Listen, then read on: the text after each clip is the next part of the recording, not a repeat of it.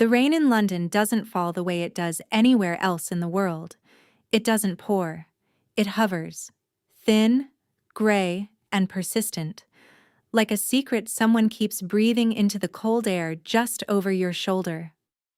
Serena Cole was lying flat on the floor of her rented office space in Canary Wharf, not because she was tired, but because it was the only way to see the full spread of the architectural drawings laid out in front of her without losing perspective. 7 empty coffee cups sat nearby in various stages of cold. Her MacBook Pro glowed with a structural simulation still running, warm enough to heat her hands if she leaned close. Outside, the Thames reflected the city lights in long, broken ribbons of gold. It was 11:47 p.m. This was the life Serena had built, quietly, deliberately, and entirely on her own. No safety net. No family money. No one she could call when a deal fell through or a client changed their mind at midnight. She had come from a 2-bedroom rental in Dayton, Ohio, where the roof leaked in 3 places and her mother kept a jar on the kitchen counter labeled "Emergencies Only" that was almost always empty. She had earned a full scholarship to Columbia. She had spent 10 years in Manhattan doing the kind of work that makes other architects notice your name before they notice your face. And 3 years ago, she had signed the papers on a brownstone in Brooklyn Heights. 2 floors, a small backyard, lavender along the front walkway. Paid for entirely with money she had saved, cent by cent, year by year, from a life built on discipline and silence. 2 weeks ago, she had sold it. And the new owners, Daniel and Priya Matthews, had signed the contract, wired the deposit, and were counting down 9 days to the official transfer date. Everything was clean. Everything was legal. Howard Klein, her real estate attorney, had handled it with the precise, emotionless efficiency that made him worth every dollar of his fee. No one in her family knew. She hadn't told them because she hadn't needed to. It was her house, her name on the deed, her decision. That was what she believed. Until her phone lit up at 11:47 p.m. with 2 words across the screen. Mom calling. Serena stared at it for exactly 3 seconds. Patricia Cole did not call to check in. She did not call to say she missed her daughter or ask how the London project was going. Patricia called when she had already made a decision and simply needed to notify the person most affected by it. That was the pattern. It had always been the pattern. Serena answered. Serena. Her mother's voice was the voice of someone who had already rehearsed this. Measured. Calm in the way that a held breath is calm. I need to tell you something. Your sister Bethany lost her apartment. The landlord put her out last week. She had nowhere to go. Ruby had to sleep in a neighbor's car. A pause. The kind of pause designed to let guilt do its work. Your father and I used the spare key you left with us. We got Bethany and Ruby settled into your house last night. You're in London anyway. The house was just sitting there. Serena did not move.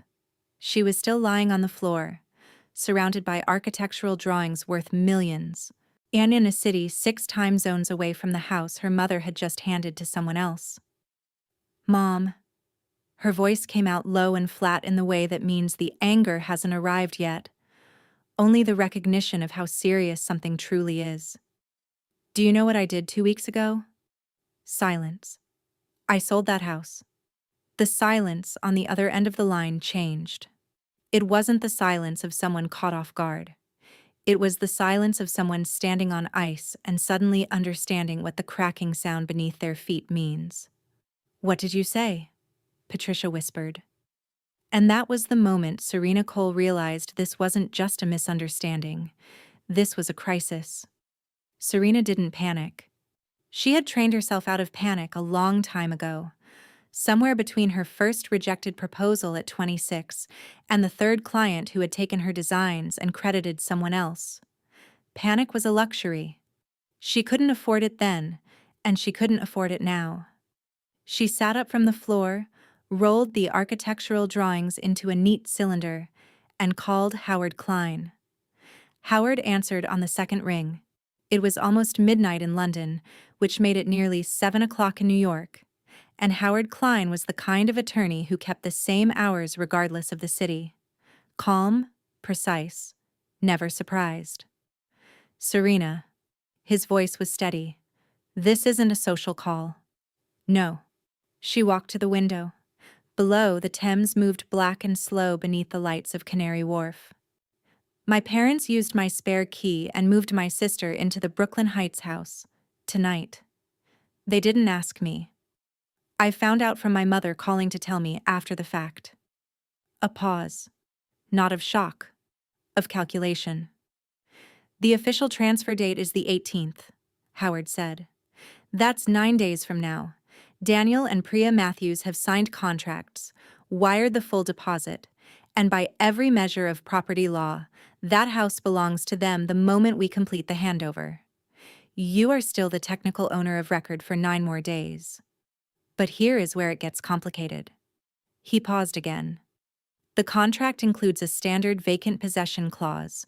The property must be delivered empty, clean, and free of occupants. If Matthews sends someone to inspect, which he has every right to do, and finds people living inside, he can invoke that clause. He could demand a full refund, plus damages. Possibly legal fees on top. Serena pressed her forehead lightly against the cold glass. How bad could it get? She asked. Bad.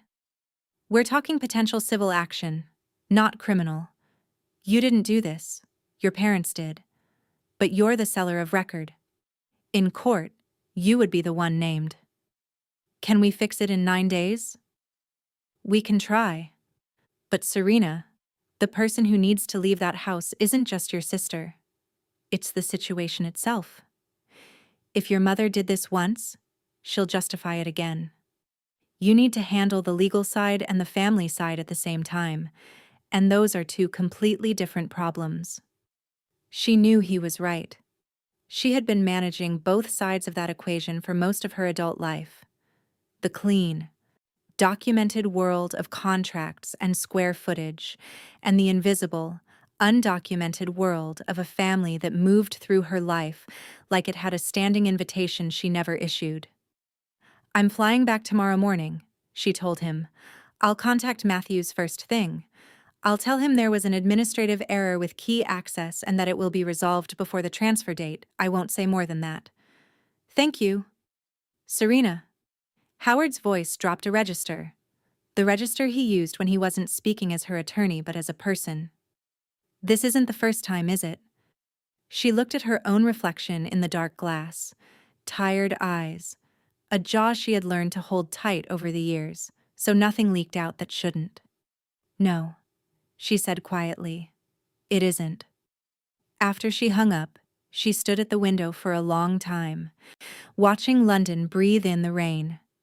Then she opened her MacBook, booked a 6:15 flight from Heathrow to JFK, and typed one text message. Not to her mother, not to her attorney, but to the one person she always called when the ground shifted beneath her. Marcus. Something happened. Are you awake? His reply came in under 30 seconds. I'm here. Call me. The cab from JFK dropped her at the corner of her block in Brooklyn Heights just after 9 in the morning. She paid, pulled her carry-on onto the sidewalk, and stood still for a moment. October in Brooklyn was doing what it always did at this time of year. The maple trees had gone amber and red, and the morning light came through the branches at an angle that made everything look like it was about to be painted rather than lived in. Under any other circumstances, she would have appreciated it. She walked slowly, not because she was tired from the overnight flight, though she was, because she needed the 30 seconds between the corner and her front door to decide who she was going to be when that door opened. She decided, herself. Just herself. On the front steps there was a pair of small sneakers, purple Velcro straps, the left one already scuffed at the toe. Next to them, a tiny rainbow-printed umbrella leaning against the iron railing, and on the stone step itself, drawn in pink sidewalk chalk, a figure with long ears and round eyes that might have been a rabbit or a cat, or possibly both at once. Serena looked at it for a long moment. Then she knocked on the front door of her own house. Bethany answered. Her younger sister, 27 years old, same dark eyes as their mother, same stubborn set to the jaw as their father, looked at her the way people look at someone they already know is angry and are bracing for it. Not guilty, exactly. Exhausted. The kind of exhausted that sleep doesn't fix. I didn't know, Bethany said before Serena could speak. Mom told me you agreed. I believed her. Serena stepped inside without answering immediately. The house looked like a version of itself that had been unsettled. Her furniture was still there, mostly. She had sold it with the house, part of the agreement with Matthews. But woven into it now was evidence of a different life. A stack of cardboard boxes against the hallway wall, still taped shut. A child's backpack hanging from the stair post. A coloring book spread open on the coffee table. The kitchen smelled like toast and instant oatmeal. And then, from the top of the staircase, came a sound. A small pair of feet landing on each step deliberately, one at a time, the way children do when they're being careful or when they want to be noticed. Ruby appeared at the bottom of the stairs. 5 years old, hair in 2 puffs tied with blue elastics, wearing a dinosaur sweatshirt 2 sizes too big, and holding against her chest a stuffed rabbit so worn its left ear had been re-stitched at least twice with mismatched thread. She looked at Serena with the calm, direct assessment only small children and animals are capable of. Are you Aunt Serena? She asked. I am. Ruby considered this. Mom said you live far away. I've been in London. I know London, Ruby said with confidence. It has a big clock called Big Ben and it rains a lot. That's exactly right. Ruby held up the rabbit. This is Pepper. He's not scared of new people. Serena looked at the rabbit. Its button eyes were slightly misaligned, giving it an expression that was either philosophical or mildly surprised. She crouched down to eye level. Nice to meet you, Pepper, she said seriously. Ruby smiled, not a polite smile, but a real one, sudden and wide, the kind that 5-year-olds haven't yet learned to control. Then she turned and ran back toward the kitchen, calling out, Mom, Pepper likes her. Serena stood up slowly. Bethany was watching her from the doorway. She's not the problem here, Serena said quietly. It wasn't said with warmth or coldness, just as a fact. A line drawn early so they both knew where the conversation was actually going. I know, Bethany said. Come inside. I made coffee. They sat at the kitchen table, the same table Serena had eaten breakfast at alone for 3 years, reading architectural journals with her coffee. And Bethany poured 2 cups without asking how she took it, because she already knew. For a few minutes, neither of them spoke. Ruby was in the living room, narrating an elaborate scenario for Pepper that seemed to involve a kingdom, a volcano, and a disagreement about tax policy. Her voice was cheerful and completely self-contained. Serena wrapped both hands around her mug. Tell me honestly, what happened? Bethany looked down at the table. The landlord in Queens gave me 60 days' notice back in August. Rent went up 40%. I couldn't cover it. She paused. I had been looking for solutions on my own. I had a plan. But then Mom called on a Tuesday, and by Thursday, she had made all the decisions. She told me she called me first, and I agreed. I know. Bethany's jaw tightened. She does that. She fills in the blanks with the answer she wants and then announces it like it was already decided. She looked up. I'm sorry, Serena. I should have called you myself the moment she brought this up. You should have, Serena said. Not harshly, just true. A pause settled between them. The kind that comes not from anger, but from 2 people deciding whether to be honest. Then Bethany reached across the table and picked up her phone. She unlocked it, scrolled to something, and slid it across to Serena without a word. Serena looked down at the screen. It was an email. The subject line read, "Offer letter. Senior accountant, Merrick Financial Group, War, New York City." The date, 3 weeks ago. The salary, $87,000 per year. Serena read it twice. Then she looked up at her sister. "You already had a job." "I was hired 3 weeks ago." Bethany's voice was steady but low, like someone reading a confession they've been carrying for too long. "I start on the 31st. I just hadn't told anyone yet because I needed to find housing first. I was working on it quietly. I had a plan, Serena. It wasn't perfect, but it was mine. 2 more weeks and I would have had a deposit together." Serena sat back in her chair. This changed everything. Not the problem itself, but the shape of it. This whole situation, the spare key, the boxes in the hallway, the pink chalk rabbit on the front step. None of it had been necessary.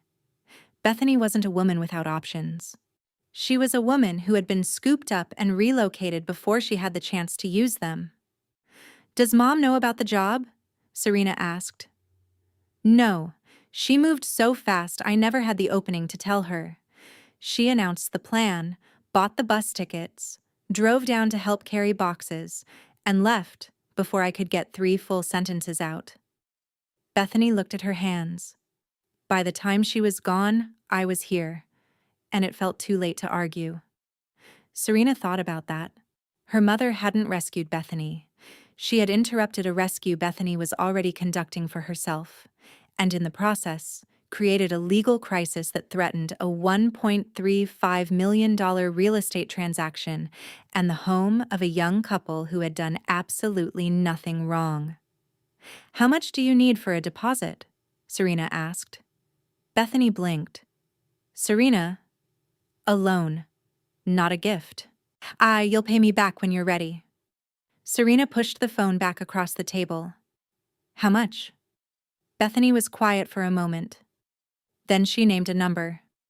"I can do that," Serena said. She didn't say, "I love you." She didn't say, "Don't worry."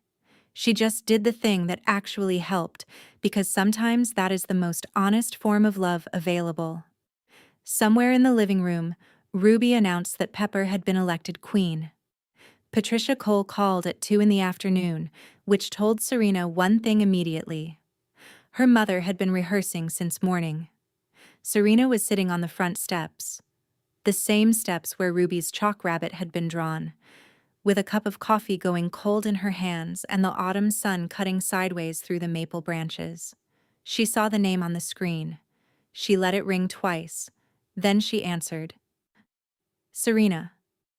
Her mother's voice was careful, measured, the voice of someone walking through a room they know is full of broken glass. "I heard you came back. I flew in this morning." "You didn't have to do that. I had everything handled." Serena let that sentence exist for a moment before she responded. "Mom, do you understand what could have happened? What can still happen if we don't resolve this in 9 days? I understand that your sister needed help. Bethany had a job offer. She had a plan." Serena kept her voice even. "She was 2 weeks away from solving this herself. You didn't give her the chance." A pause. Then, and this was the move Serena had been waiting for, the one her mother always made when the first defense failed. "You don't know what it's like to watch your child suffer." "I'm your child too, Mom." Silence. "You walked into my house, a house I sold, without asking me. You told Bethany I agreed when you had never called me. You made a decision that put us all at legal risk, and when I point that out, you tell me about suffering." Serena paused. "I'm not asking you to apologize for loving Bethany. I'm asking you to understand that what you did was wrong. Those are 2 separate things."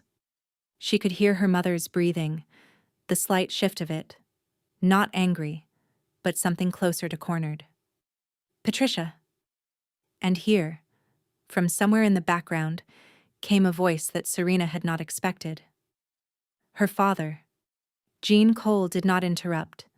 In 34 years of marriage, Jean Cole had perfected the art of standing in the background of arguments between his wife and daughters, expressing nothing, offering nothing, disappearing into the wallpaper. But not this time. Jean, stay out of... Patricia began. No. His voice was quiet, not loud, not shaking, just firm in the way a door is firm when it's finally latched shut after years of drifting open. Patricia. Let her finish. The silence that followed was a different kind of silence than anything Serena had heard between her parents. Not the silence of avoidance, the silence of arrival. Dad? Serena said carefully. I'm here, Jean said. I've been listening. I heard everything. A pause. Serena, your mother was trying to help. But trying doesn't make it right. I should have said something when she first had this idea. I didn't. That's on me. Another pause, longer this time, waited. I should have said something a lot of times over the years. I'm saying it now. Patricia didn't speak. Serena sat on the steps in the October afternoon sunlight, hearing her father, the man who had been a quiet, peripheral figure for her entire adult life, take up space in a conversation for the first time she could remember. Thank you, Dad, she said. Don't thank me yet, he said. Your mother and I need to talk. A real conversation. Not about the house. About the pattern. He said the word pattern slowly, like he had been waiting to use it for a long time. I'll call you tomorrow. The line went quiet. Serena stared at her coffee. Cold now. She drank it anyway. Daniel Matthews arrived at the coffee shop on Atlantic Avenue at exactly 10 o'clock, which was when they had agreed to meet. And Serena had been there since 9:40 because she was the kind of person who arrived early to high-stakes conversations, in order to be the one who was already seated when the other person walked in. She watched the door. A man in a dark flannel shirt came through it, tall, mid-30s, short hair. He scanned the room the way someone does when they're looking for a face they haven't quite decided whether to trust yet. His eyes found hers. And Serena Cole felt the floor tilt slightly beneath her, the way it does when a name from a closed chapter of your life walks through a door in present tense. Daniel Park, Columbia, 2012. Urban Design Seminar, Thursday afternoons. She knew before he reached the table. His last name had changed. Howard had only ever said Matthews, but the face was the same. The eyes were the same. And the particular deliberateness with which he moved across a room, as though he had measured the distance first. He stopped in front of her. Serena Cole, he said. Daniel Park. Matthews now. He sat down across from her. My wife and I took her last name when we married. She's the last of her family. A pause. I didn't know it was your house until Howard mentioned your name in the email. I didn't know it was you buying until this morning. They looked at each other for a moment, two people reorienting to an unexpected overlap between past and present. You want to tell me what happened, he said. Not a question. Yes. She told him everything. She didn't minimize, didn't embellish, didn't try to make herself look less responsible than the situation technically made her. She told him about her parents, about the spare key, about Bethany and the job offer, about the 9-day window. She told him the truth because she had been raised to believe the truth eventually cost less than everything else. Daniel listened the entire time without interrupting. When she finished, he turned his coffee cup once in its saucer. You remember what you said in that seminar? He asked. Third week. You argued that the best architecture is what makes people feel they belong somewhere for the first time. I remember. Priya said that when she walked through your house. He looked up at her. She grew up in 15 different places. 15. By the time she was 18, she had stopped unpacking her boxes all the way, because she knew they'd be packed again in a year. When she walked through that house for the first time, your lavender, your hardwood, the way the light comes through that kitchen window in the afternoon. She cried. He said it plainly, without sentiment being used as leverage, just a fact. She cried. She told me. This is the first house I've ever walked into, and felt like it was waiting for me. Serena didn't say anything. I'm not telling you this to make you feel worse, Daniel said. I'm telling you so you understand why the date matters to us, why the 18th isn't flexible. I understand. Completely. Then tell me what you need. 9 days. The house will be empty and clean on the 18th. I give you my word. Daniel was quiet for a moment. Then he reached into his jacket and placed a business card on the table. It read, Priya Matthews, Executive Director, Open Doors Housing Initiative. Priya runs a nonprofit housing organization, he said. They're looking for an architect for their next project in Bushwick. I told her I knew someone. He met her eyes. I told her before I knew it was you. It was just a coincidence. But it seems like maybe it isn't. Marcus Okafor showed up at 4 in the afternoon with a paper bag from the deli on Court Street and the particular unhurried calm of a person who knows how to enter a crisis without making it louder. He didn't call ahead. He had texted at 2. I'm getting off shift at 3:30. I'm bringing food. Don't argue. Serena had not argued. He was 36 years old, Nigerian American, built like someone who had once played college basketball and still moved like it, with the kind of stillness that doctors develop over years of learning to be the steadiest thing in a room. He had grown up between Lagos and Atlanta, gone to med school in London, which she had always found symmetrical in a way she couldn't fully explain, and now worked as an attending physician at NYU Langone in internal medicine. They had been in what Serena privately called the almost zone for 2 years. Almost a couple. Almost something defined. Almost ready to say out loud what was obvious to everyone who saw them in the same room. She had kept it almost on purpose, the way she kept a lot of things at arm's length on purpose, because she had learned early that the closer things were, the easier they were to lose. He came through the front door. She had left it unlocked for him, and stopped in the hallway, taking in the cardboard boxes, the child's backpack on the banister, and the sound of Ruby in the next room giving Pepper an animated briefing on the situation regarding dinosaurs and modern weather. He looked at Serena. She looked at him. That bad? He asked. That complicated. He set the food on the kitchen counter. Bethany came in from the living room and they did the brief, efficient introduction that happens between two people who already know about each other and are deciding in real time whether they like the reality better than the description. Then Ruby appeared in the doorway. She looked up at Marcus with the calibrating seriousness of a 5-year-old conducting an assessment. You're very tall, she said. That's true, he said, without adjusting his height or crouching down or doing any of the performative things adults do when they want children to like them. He just stood there, accepting the observation as fact. Ruby considered this. Pepper doesn't mind tall people. I'm glad to hear it. She held up the rabbit. Do you want to say hi? Sure. He reached out and touched the rabbit's worn ear once, with the same comfortable gravity he brought to everything. Hello, Pepper. Ruby nodded with satisfaction. He likes you, she announced, and walked away. Bethany, who had been watching this, looked at Serena with an expression that communicated, clearly and without words, that she thought her sister was making a mistake by not having already married this man. Later, while Bethany put Ruby to bed, Marcus and Serena sat outside on the front steps. The chalk rabbit had been partially scuffed away by the afternoon foot traffic, but was still visible in outline, and shared food from the paper bag. Tell me honestly, he said. How are you holding it?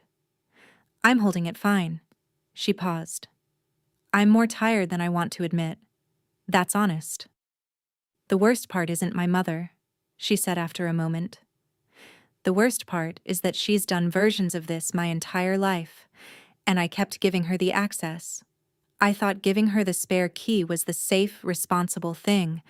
I told myself it was emergency only. She defined emergency differently than you did. She defines everything differently than I do. Serena looked at the street. A man was walking a dog that was very clearly walking him. I built the wall, and then handed her the key to the front gate. Marcus was quiet for a moment. What are you going to do about it? She turned to look at him. The question she had been asking herself for 20 years in different forms, yet with different stakes. Fix this first, she said. Figure out the rest after. He nodded once. Not agreement, exactly. Acknowledgement. The difference mattered. The next morning, Serena sat across from Bethany at the kitchen table with a yellow legal pad, a pen, and no softness in her approach. Not because she didn't care, but because she had found over the years that softness, when used in the wrong moment, was just another way of postponing the truth.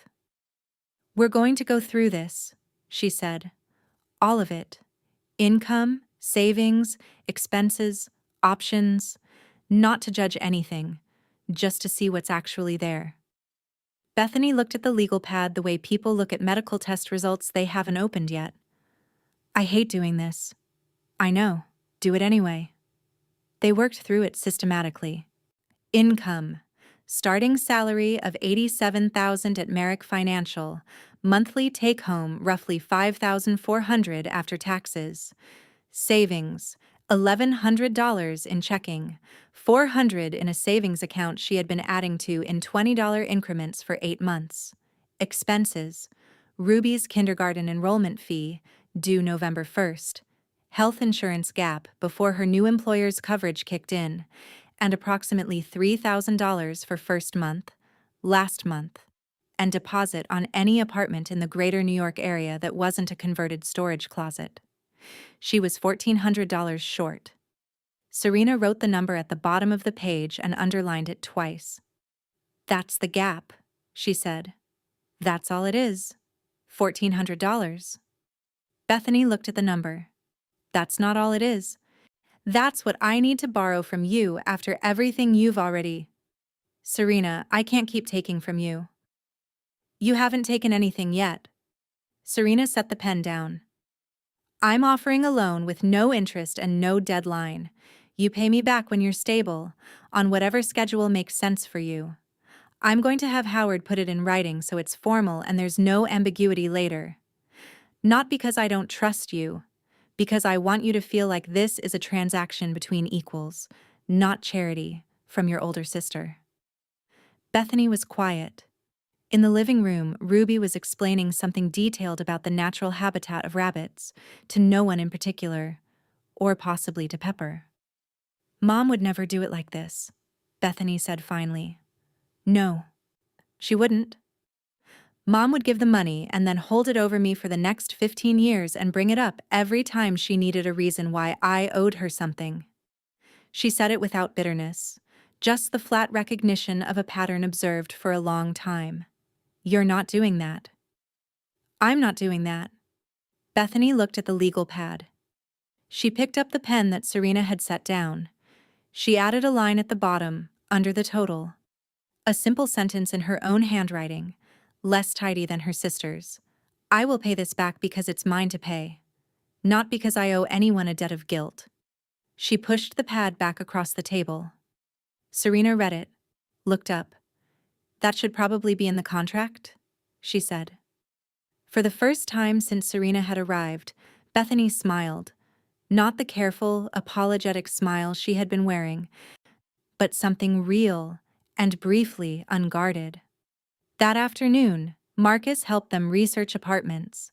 He sat at the kitchen counter with his laptop while Serena worked remotely on London files, and Bethany made calls, and Ruby periodically climbed onto the stool next to him to supervise his search criteria. That one has a yard, Ruby said, pointing at the screen. It does, Marcus confirmed. Can you grow tomatoes in a yard? Technically, yes. Then that's the one. She slid off the stool and walked away, the matter entirely settled in her mind. Serena looked at Marcus over the top of her screen. He shrugged. The kid has a point. Jean Cole called the next morning, as promised. It was early, just past 7. And Serena was standing in the kitchen making coffee when her phone lit up with Dad. She answered immediately, more quickly than she answered most calls, which told her something about herself that she filed away to think about later. "Good morning," she said. "Morning, sweetheart." His voice was different from the day before. Not lighter exactly, less compressed. Like something had been let out that had been under pressure for a long time, and the system was still adjusting to the change in equilibrium. "Your mother and I talked last night. A real conversation. It went late. Are you both okay?" "We're okay." A pause. "I need to tell you some things. I've been turning them over in my head for a long time, and I think the longer I wait, the worse it gets." Serena brought her coffee to the kitchen table and sat down. Through the ceiling, she could hear Ruby's footsteps, the specific rhythm of a child who wakes up committed to being immediately active.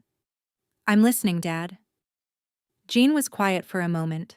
When he spoke, his words came out with the careful, deliberate pace of a man constructing something as he went. "When you were accepted to Columbia, I didn't call you to say congratulations. I was proud. I was incredibly proud. But your mother had already called every person she knew, and by the time I thought to call you, the moment had gotten away from me. I told myself I'd say it later. I never really did." Another pause. "I've told myself that a lot of times, Serena, that I'd say things later, that there would be a better moment. But later keeps becoming now, and now keeps running out." "Dad, let me finish." Not sharp, just steady. "When your mother started using the word we this time, we decided to put Bethany in your house. We thought it was best. We knew you'd understand. I knew it wasn't we. It was never we. But I went along. I helped carry the boxes. I handed her the key." A long exhale. "I thought staying quiet was staying neutral, but there's no such thing as neutral in a family. When you say nothing, you're saying something. I was saying that what your mother did was acceptable, and it wasn't." Serena sat very still with her coffee. She had spent so many years constructing her understanding of her father as a man who was simply absent. Not cruel, not unkind, just not there in any meaningful way. A pleasant background presence. Harmless. But harmless and absent looked very different when you were the one on the receiving end of a decision your absent parent had quietly co-signed. "You're not who I thought you were," she said. She meant it as a compliment. "No," he agreed quietly. "I don't think I've been showing up as who I actually am for a very long time." He paused again. "Your mother is not a bad woman. I want to be clear about that. She loves you. She loves Bethany. She loves Ruby. But love without limits isn't love. It's a kind of hunger.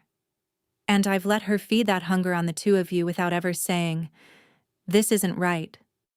Serena pressed her free hand flat against the kitchen table. The wood was solid and cool and real under her palm. "What happens now?" she asked. "She's going to call you," he said.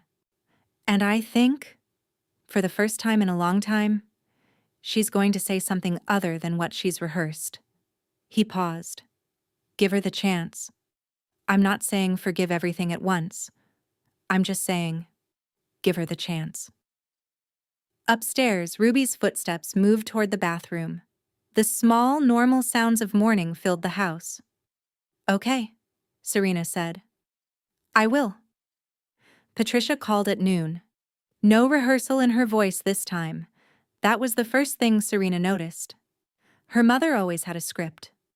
The kind people build over decades of navigating conflict by controlling the opening line. But today, Patricia Cole called and said, "Hi, sweetheart. The way she had said it when Serena was 9 years old and had fallen off her bike and come inside with a bloody knee. And the strategy and the preparation were completely gone from her voice. "Hi, Mom." A long silence. Not uncomfortable.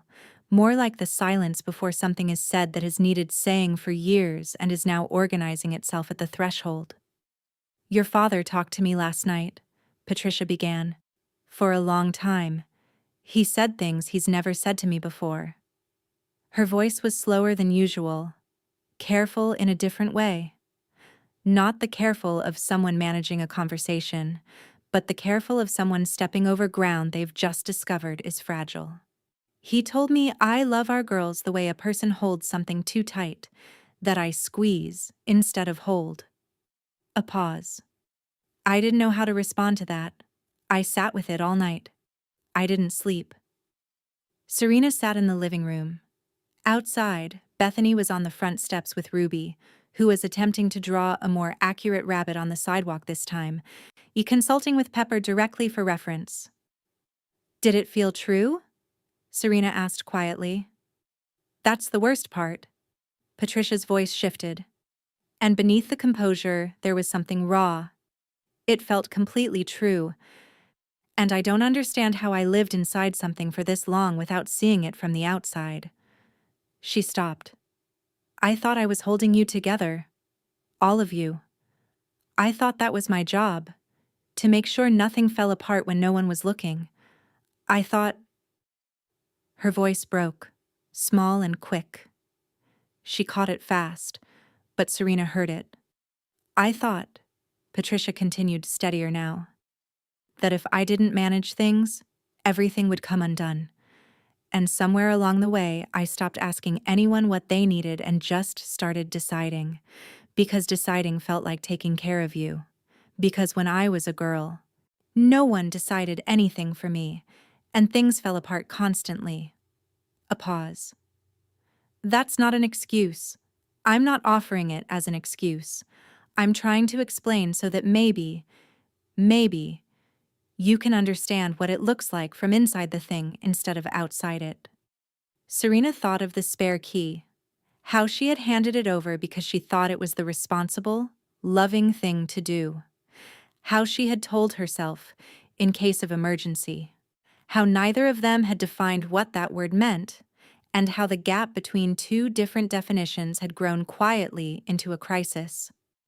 Maybe she had handed the key over because she wanted to believe the version of her family where that was safe to do. Maybe she was not entirely innocent in that. "I know it looks like control," Patricia said. "I know that's what it is. But it comes from terror, Serena. Not cruelty. I have never once, not for a single day of your life, wanted to make things harder for you."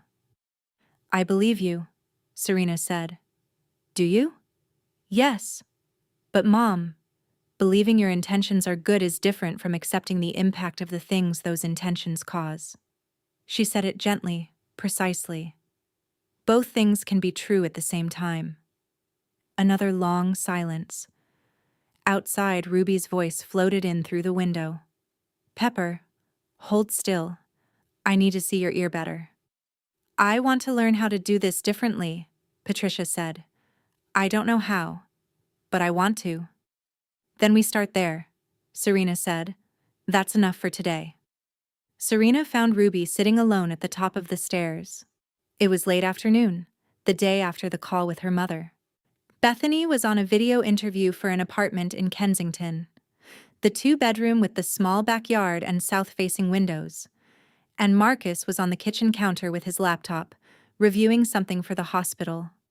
The house had taken on a routine that it had never had before, a specific gravity of shared daily life that made the rooms feel inhabited in a way they hadn't been when Serena lived here alone.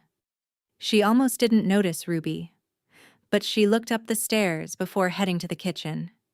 And there she was, sitting on the third step from the top, legs crossed, Pepper in her lap, looking down at Serena with the unself-conscious seriousness that 5-year-olds bring to everything they consider important. "Are you okay up there?" Serena asked. "I'm thinking," Ruby said. About what? A pause. Ruby arranged Pepper more squarely in her lap, which appeared to be a focusing ritual. Are we going to have to leave? She asked. This house. Serena climbed the stairs. She sat down on the step below Ruby's, which put their faces at roughly the same level. She did not hedge the answer or soften it past recognition, because children knew when they were being handled and resented it.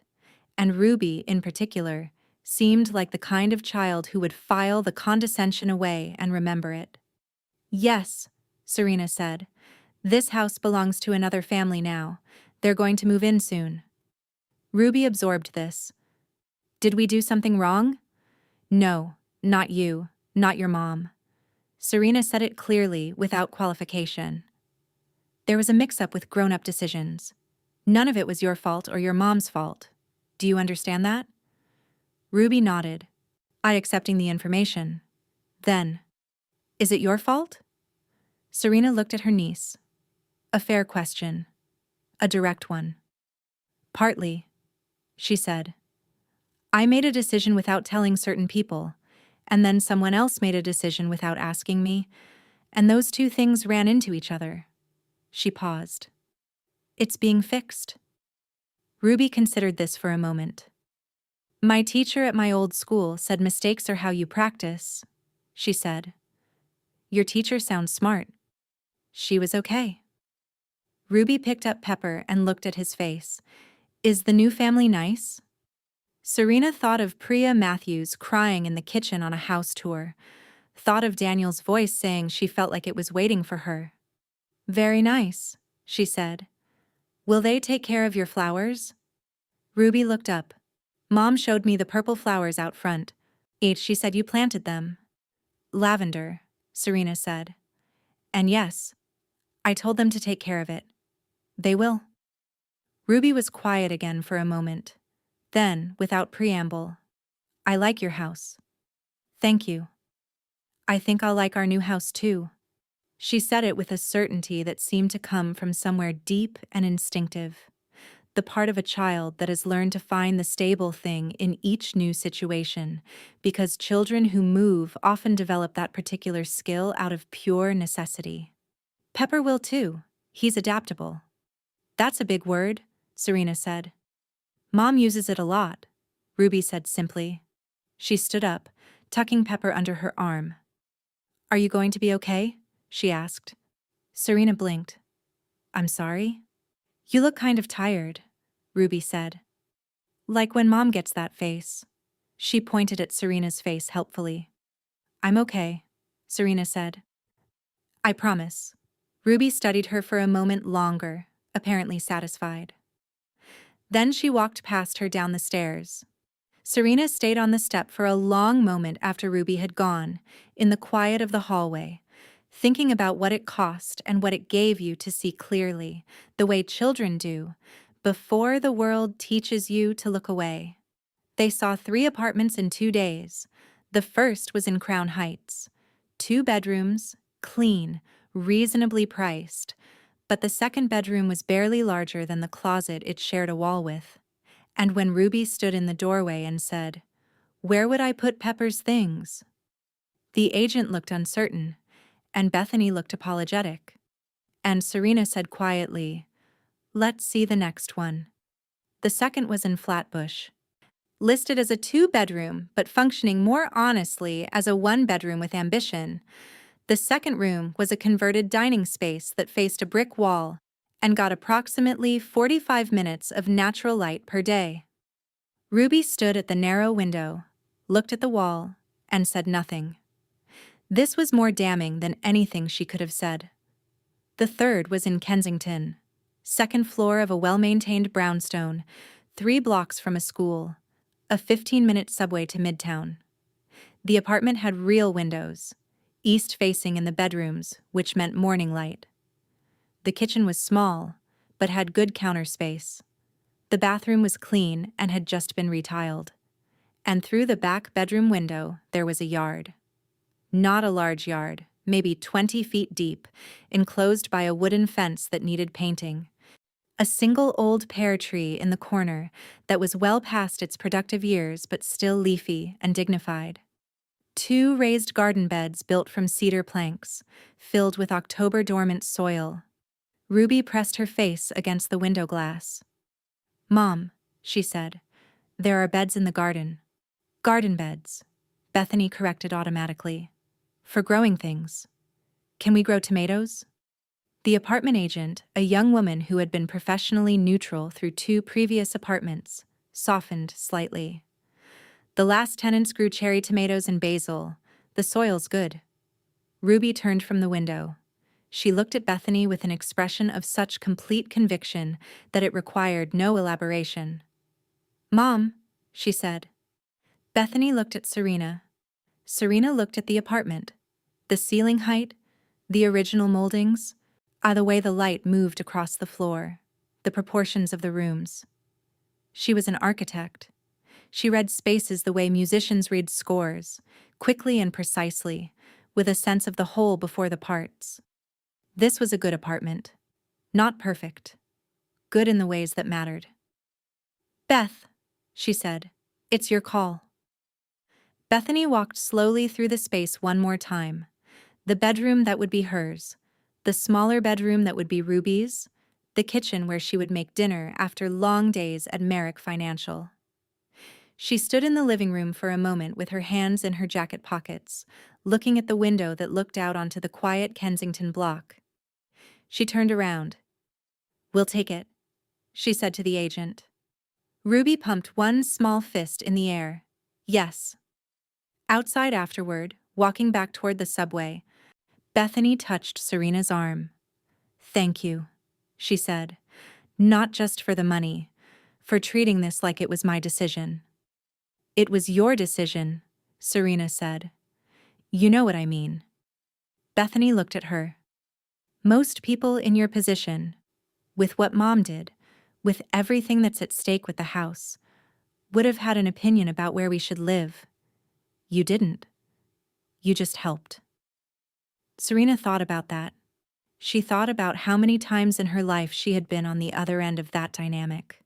Someone helping her while having strong opinions about how she should receive the help, and how quietly exhausting it was. "You know what you need," she said. "You always did." Ruby slipped her hand into Serena's without asking, the way children do when they decide they trust someone, which is quickly and without ceremony. Serena held it all the way to the subway. The night before the transfer date, Serena couldn't sleep. It was past midnight. The house was quiet in a way that felt different from the quiet it had before all this. Fuller, somehow. More recently emptied. Bethany and Ruby had packed their last boxes that afternoon and moved them to the new Kensington apartment in a rented minivan that Marcus had driven and Ruby had supervised from the back seat, with the focused authority of a very small logistics director. Now the house was almost as it had been 3 years ago when she first moved in. Most of the furniture remained. It was included in the sale, and her personal things were already in storage or in the suitcase by the door. The kitchen was clean. The bathrooms were clean. The hallway was clear. She sat in the kitchen at the table that would belong to Daniel and Priya Matthews tomorrow morning and held a cup of tea and thought. She had bought this house when she was 31, and she had been so proud. The specific, private pride of someone who has achieved something entirely on their own terms and doesn't need to announce it because the proof is in the weight of the key in their hand. She had stood in this kitchen alone after the closing and eaten takeout Thai food on the floor because she hadn't bought any furniture yet, and she had thought, "This is mine, clean and complete. Hers." And yet, she thought about the years she had lived here. She had slept in the house. She had worked in the house. She had come home to it after flights from Seattle and Chicago and San Francisco and London. But had she ever actually lived inside it the way it deserved to be lived in? The week Bethany and Ruby had been here, the oatmeal smell in the mornings, Ruby's running footsteps overhead, Marcus at the kitchen counter with his bad posture and his too cold coffee, pepper on every flat surface. That week, The house had been louder and messier and more inconvenient than it had ever been while she owned it. It had also been more alive. She thought about Priya Matthews standing in this kitchen, crying.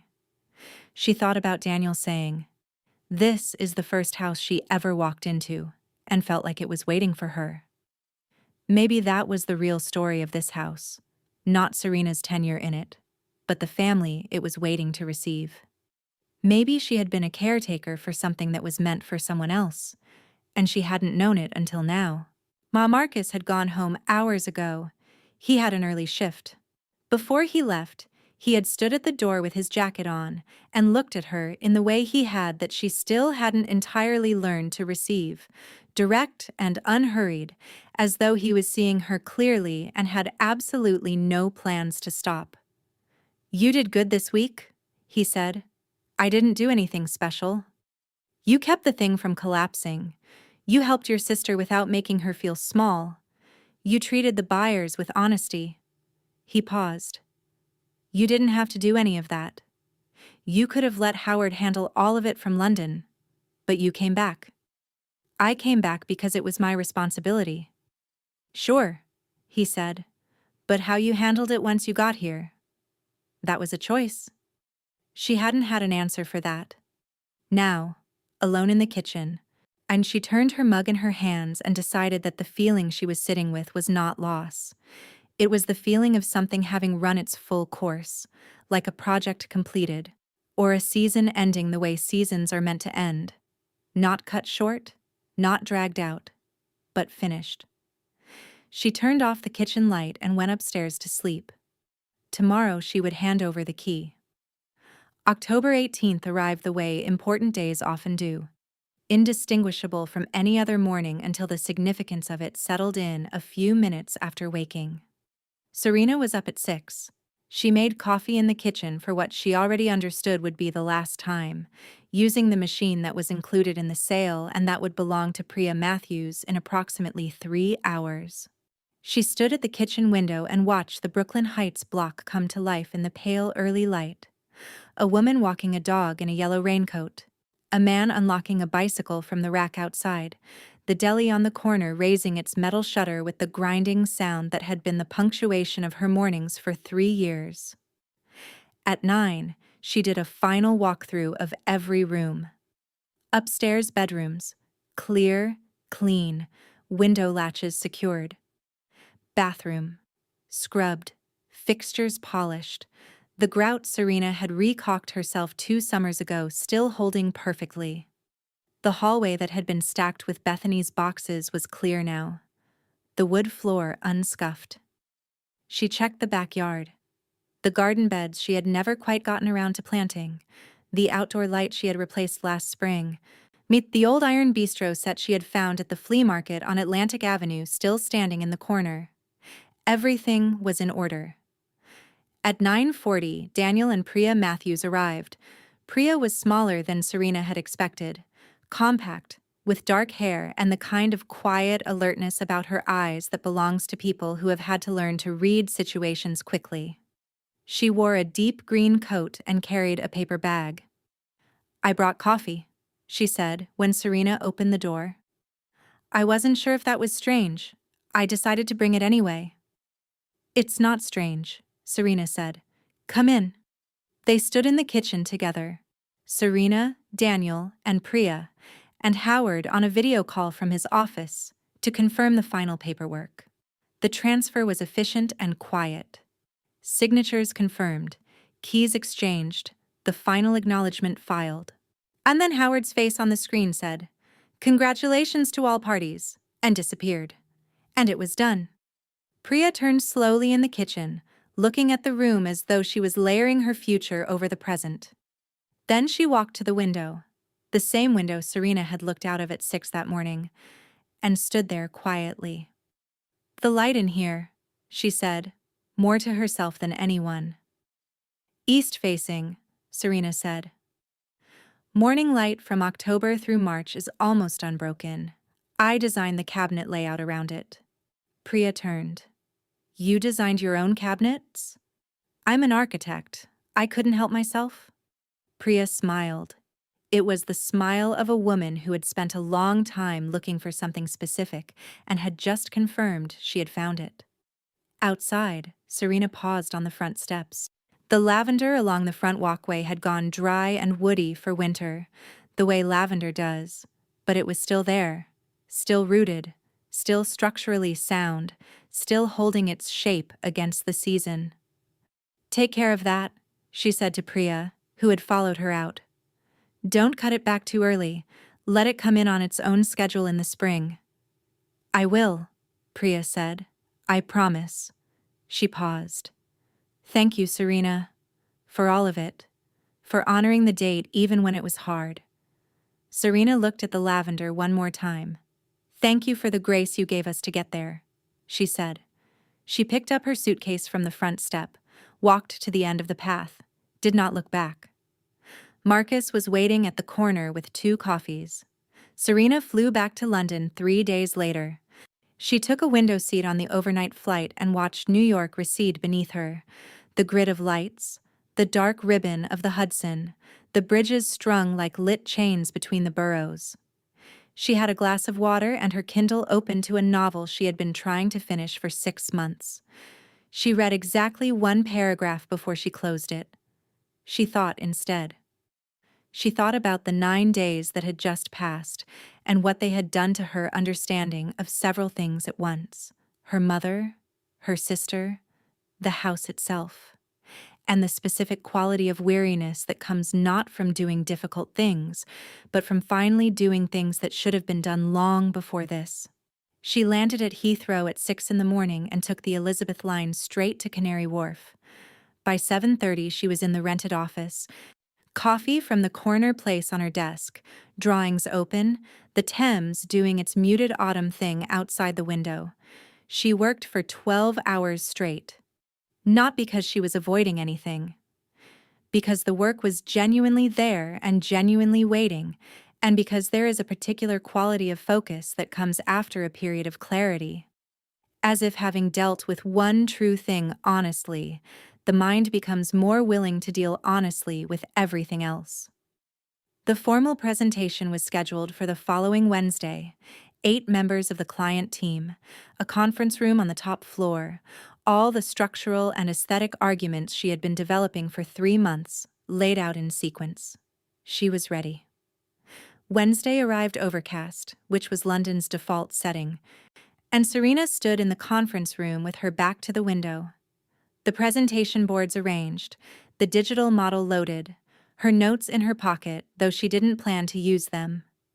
She knew this project the way she knew the street she grew up on, with a precision that lived in the body, not just the mind.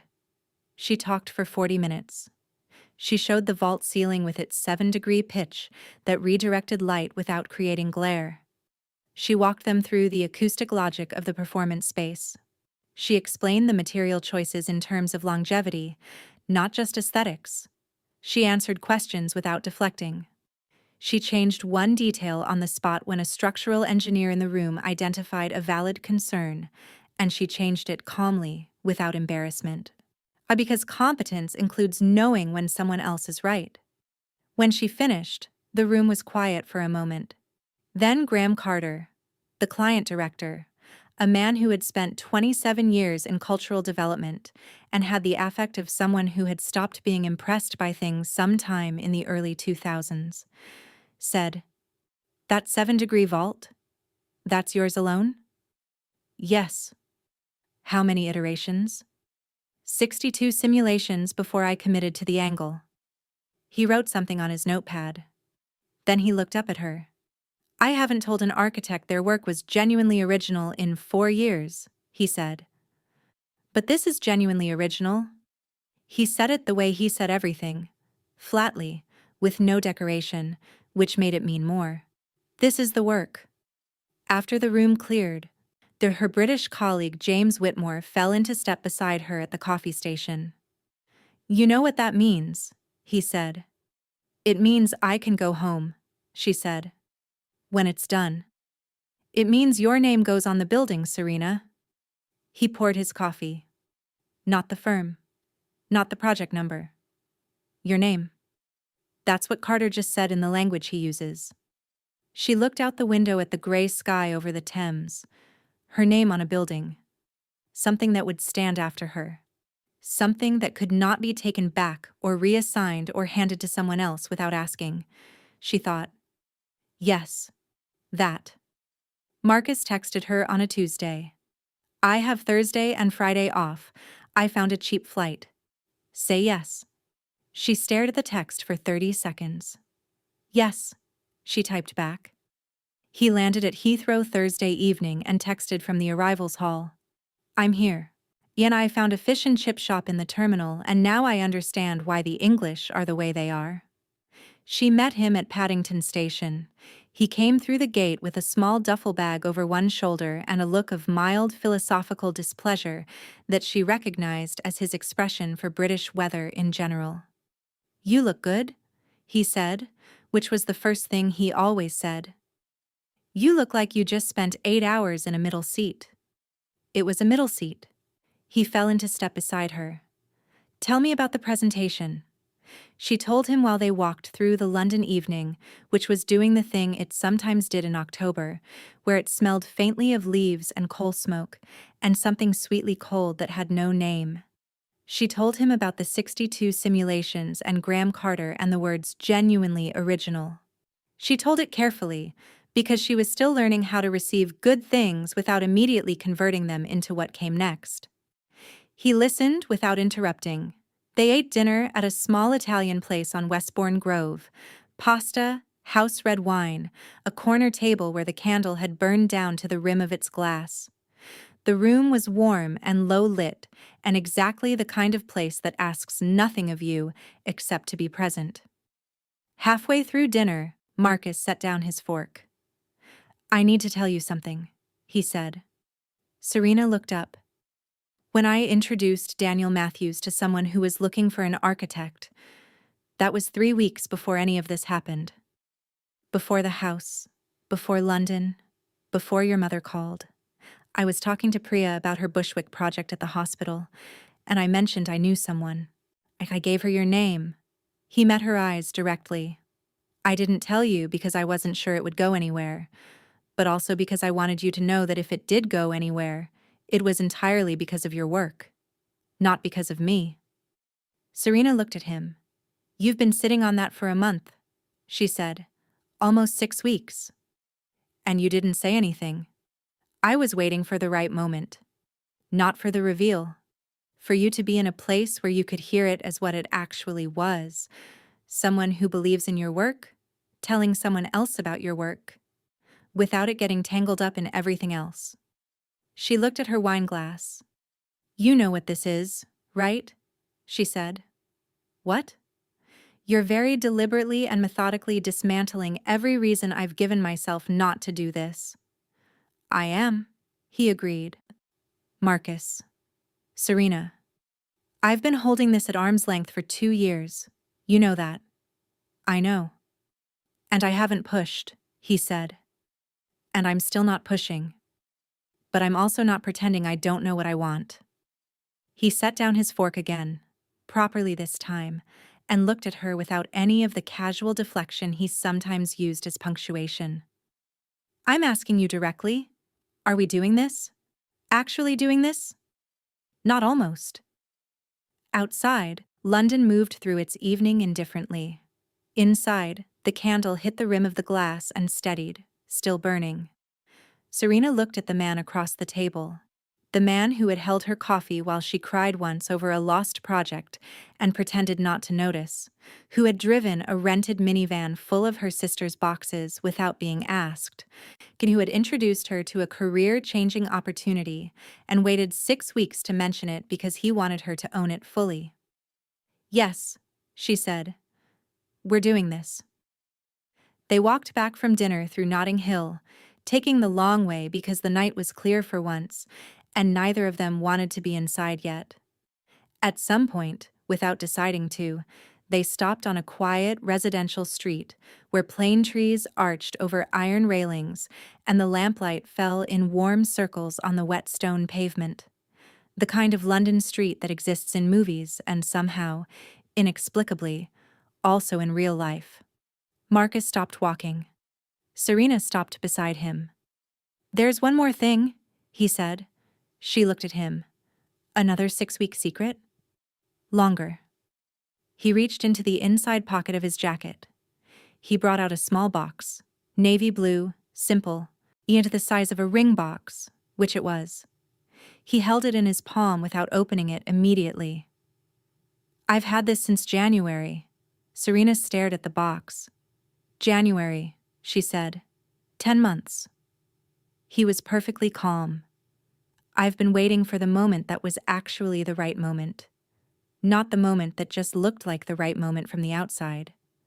"And this is it? A wet street in Notting Hill at 10 at night?" "The moment doesn't have to be a production," he said simply. "It has to be true." He opened the box. The ring inside was not what she would have imagined, not the kind of ring that announces itself.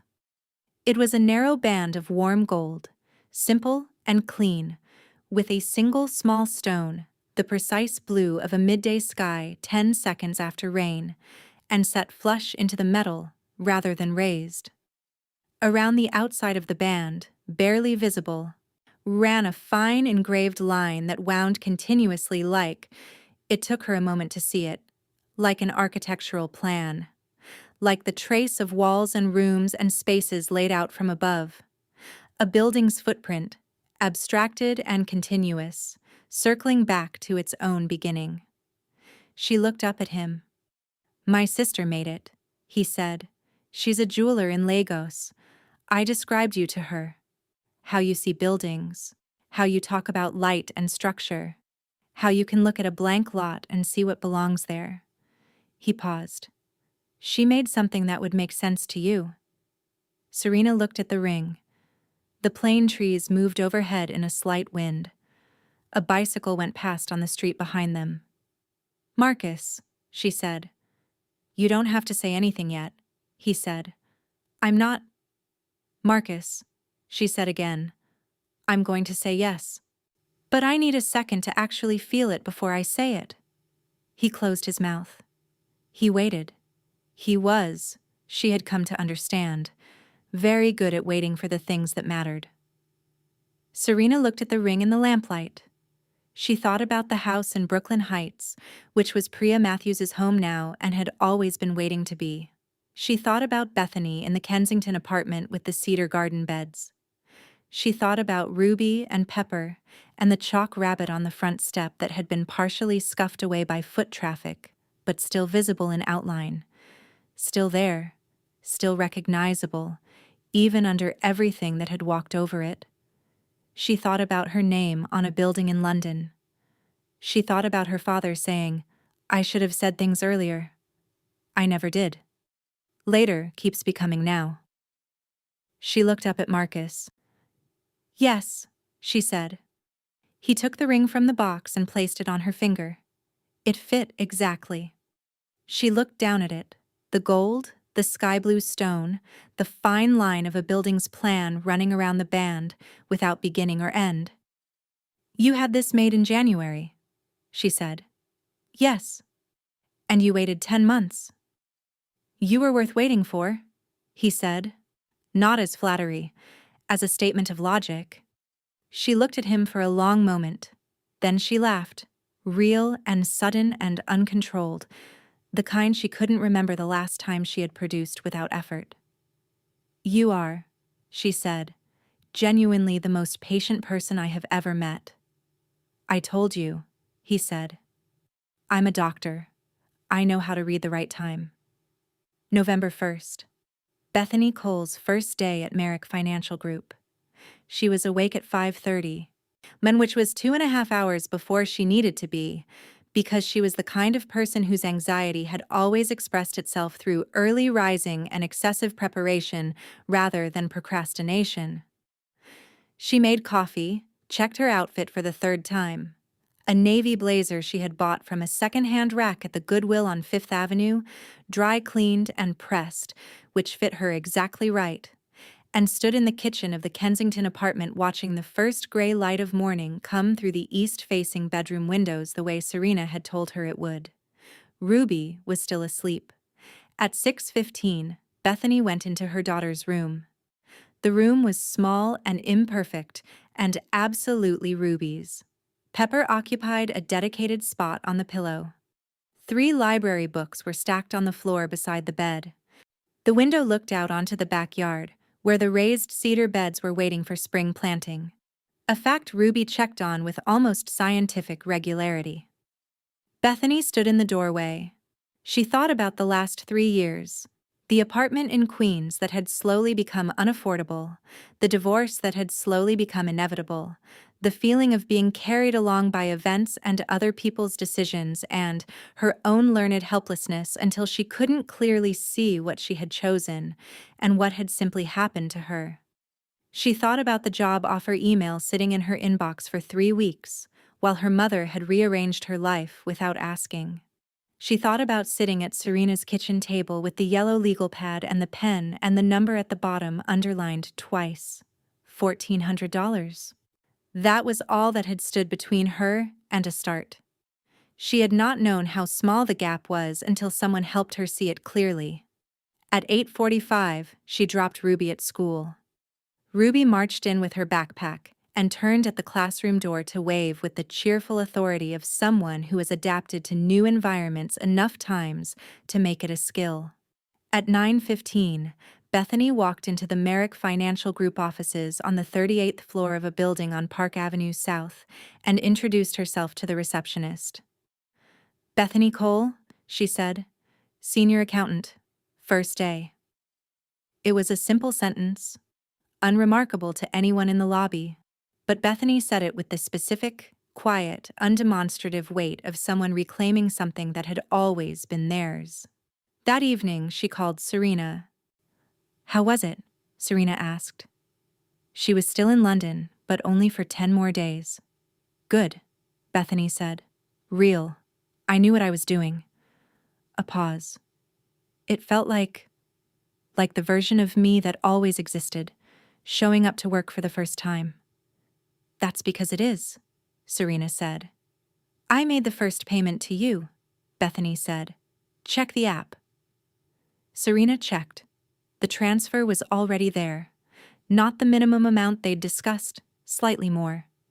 "Bethany, don't tell me I didn't have to," Bethany said. "I know I didn't have to. I did it because I wanted to, because it's mine to do." A pause. "I wrote those exact words on the legal pad. You saw them." Serena was quiet for a moment. "I did," she said. "Marcus told me what he did in London," Bethany said. "About the ring."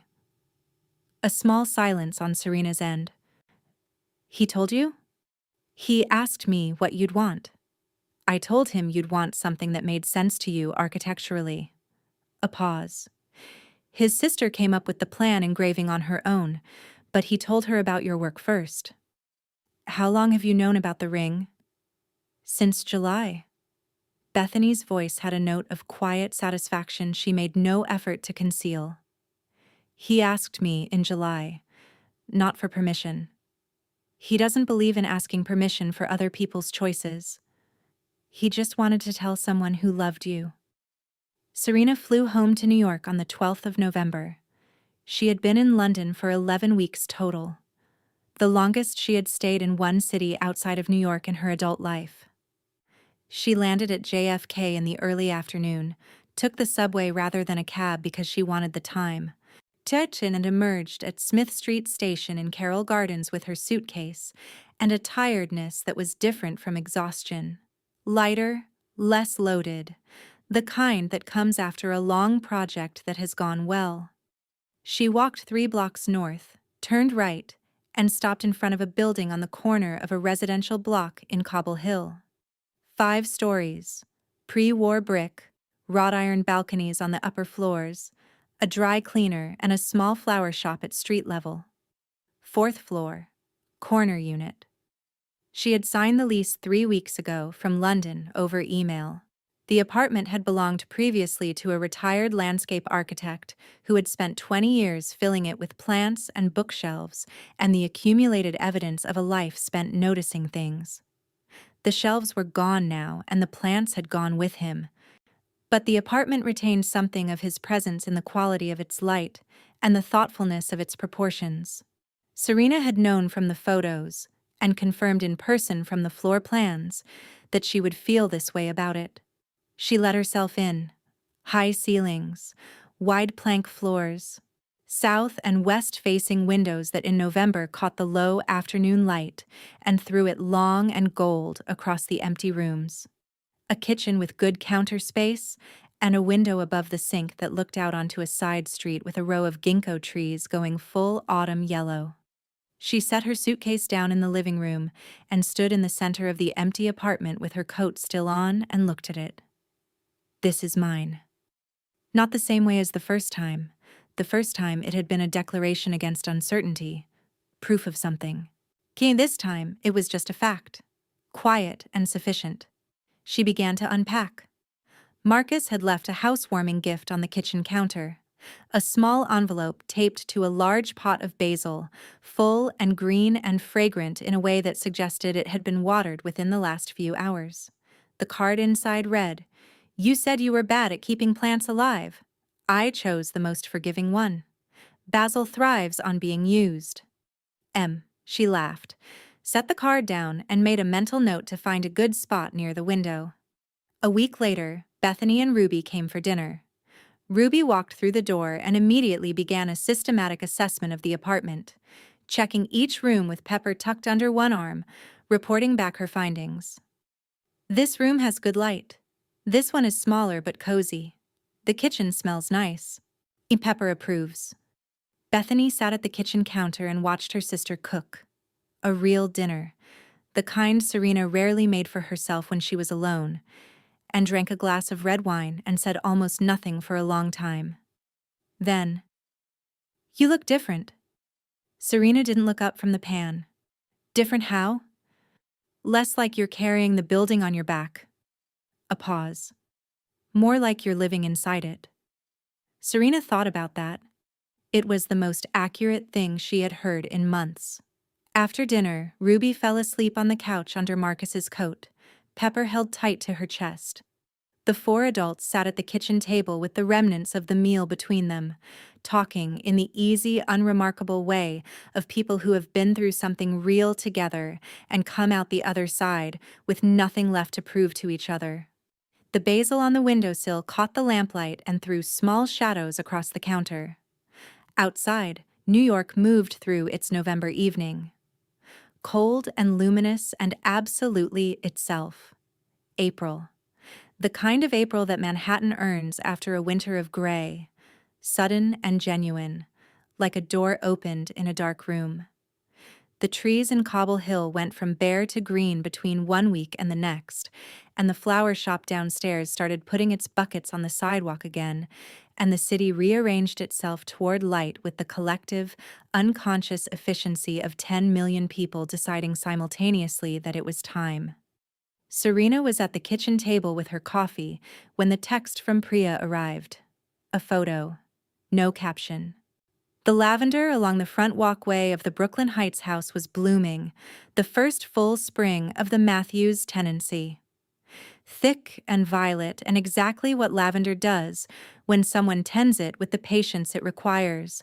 Not overwatered, not neglected, not rushed. Serena looked at the photo for a long time. Then she set her phone down, picked up her coffee, and let the feeling settle without naming it too quickly. It wasn't grief. It was something cleaner. The feeling of a thing continuing correctly after you've let it go.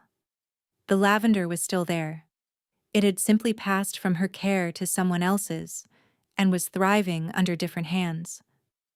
She texted back, "It's beautiful. Thank you for taking care of it." Priya replied, "Thank you for planting it." In Kensington, Ruby planted tomatoes.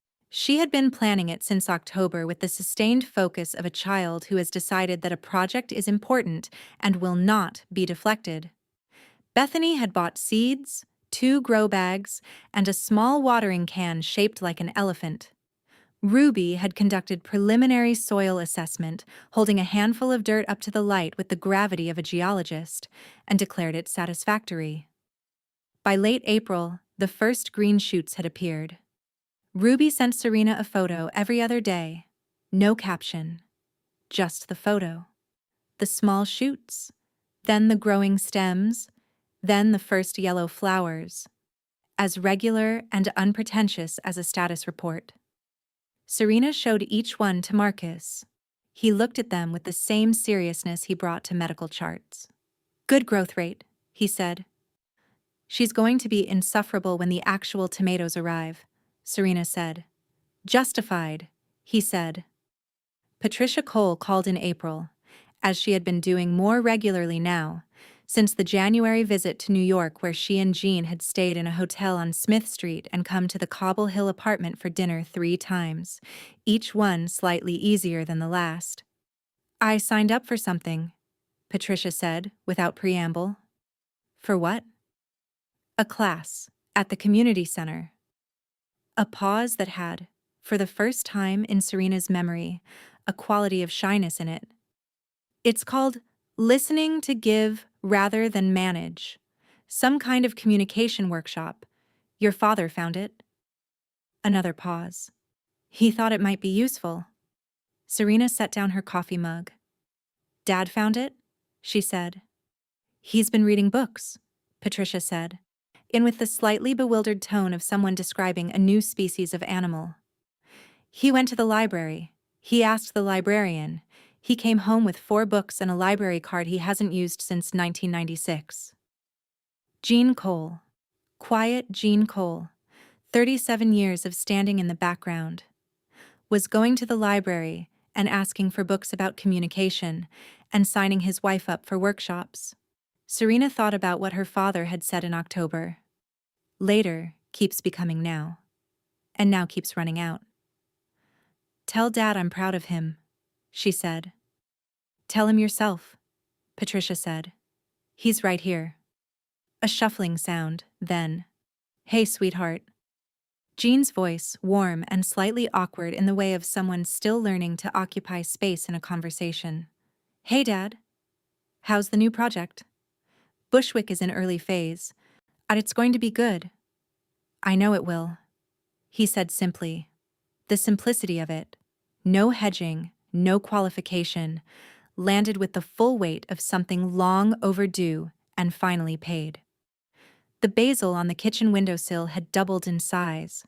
The ring on Serena's finger caught the April light and held it. Outside the city was impossibly, unreasonably alive. The building in London would carry her name. The apartment in Brooklyn was hers, fully and truly, on her own terms.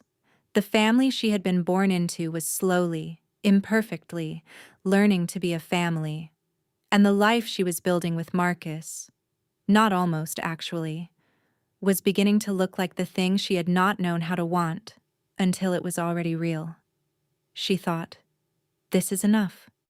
This is more than enough." And she thought, "This is what it looks like when things go the way they were always supposed to." Outside, New York kept going. So did she. And just like that, the story closes. But hey, if you're still here right now, still watching at this point, I want you to know something. That means something touched you. Maybe it was Serena's silence when she realized her own mother had crossed a line. Again. Maybe it was Ruby and that worn-out little rabbit named Pepper. Maybe it was Jean finally saying the words he should have said 30 years ago. Or maybe, just maybe, it was something in this story that felt a little too familiar. Marcus Aurelius once wrote, "You have power over your mind, not outside events. Realize this, and you will find strength." Serena didn't find her strength by fixing her mother. She found it by refusing to lose herself while trying. That's the real lesson here. Boundaries aren't walls. Asking for respect isn't selfishness. And the people who truly love you, they wait. They don't pressure. They don't take without asking. They just show up. Quietly. consistently, real. If this story moved something in you today, hit that like button, share it with someone who needs to hear this right now, and subscribe so you never miss the next one. We'll see you there. The story you just watched, including all characters, names, locations, events, and dialogue, is entirely fictional and created purely for entertainment and storytelling purposes. Serena Cole, Patricia, Jean, Bethany, Ruby, Marcus Okafor, Daniel, and Priya Matthews do not represent any real individuals, living or deceased. Any resemblance to actual persons, of families, or real-life situations is purely coincidental. This content is a work of original dramatic fiction, produced in the tradition of narrative storytelling. It is not intended to represent factual events, real news, or the experiences of any specific person. All emotional themes, including family boundaries, personal growth, and healing, are explored through fictional characters for the purpose of reflection, empathy, and meaningful conversation. We believe great stories have the power to help people feel less alone. That is the only truth we are telling.